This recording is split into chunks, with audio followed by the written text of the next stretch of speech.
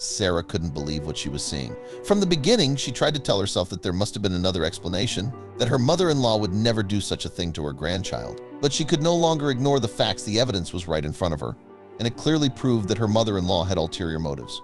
But before we start, smash the like button and make sure to subscribe if you haven't, and hit that notification bell so that you won't miss any new stories. When Mia was born, her parents were incredibly overprotective. They'd been trying for a baby for years, and now that they finally had one, they wouldn't let anything happen to her. Due to the nature of their work, Sarah and Christopher didn't really need a sitter. Sarah worked the night shift as a dispatch agent, and Christopher worked during the day as a mortgage broker, so there was always someone with the baby. They only needed a sitter when they chose to do something different, like go on a date, and that's where Grandma came in. At first, everything seemed fine when Grandma babysat Mia. She didn't complain, and little Mia seemed happy. But when Mia was about 3 years old, everything changed. After a hectic few months, Sarah and Christopher decided to have an evening to themselves. They called Grandma and left Mia in her capable hands, not knowing what was about to happen. When they got home that night, Sarah noticed that Mia's long golden locks were much shorter than they were earlier that day. Sarah ran her fingers through her daughter's hair, wondering what had happened. Judith, the grandmother, didn't say anything about cutting her granddaughter's hair before she left. Sarah considered various scenarios that could have led to the haircut, but none seemed logical. The next morning, Sarah received a text from Judith asking if she could babysit Mia again. This was unusual because Sarah was usually the one making the call. This marked the beginning of a snowball effect. Judith started messaging her daily with the same question, and Sarah, eventually fed up with the requests, agreed to let her babysit. The couple went out to spend the night on the town, thinking their daughter would be safe with her grandmother. However, when they returned, they discovered that Mia's hair was even shorter. Sarah tried to talk to Mia about what had happened, but the child's demeanor changed, leaving Sarah puzzled. The next few days passed with no answers regarding the haircuts.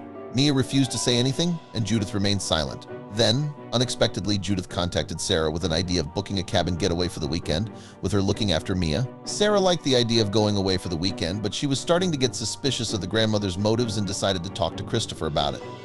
Sarah and Christopher sat down to discuss the cabin getaway offer. Sarah expressed her fears, but it led to a rift between them. Christopher accused Sarah of making things up and not wanting Mia to spend time with her grandmother. Frustrated, Sarah eventually agreed to go on the weekend trip. However, when they returned home, they discovered that Mia's hair had been cut again, and something unexpected occurred. Sarah found a toy truck hidden under Mia's bed, leaving her even more confused. She began to question if Judith was arranging playdates while they were away. Sarah couldn't let go of the mystery and wanted to uncover the truth.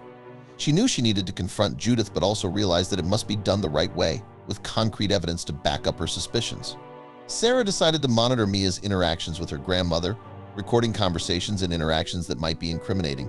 As Sarah gathered evidence, she decided to confront Judith, asking her if she had cut Mia's hair.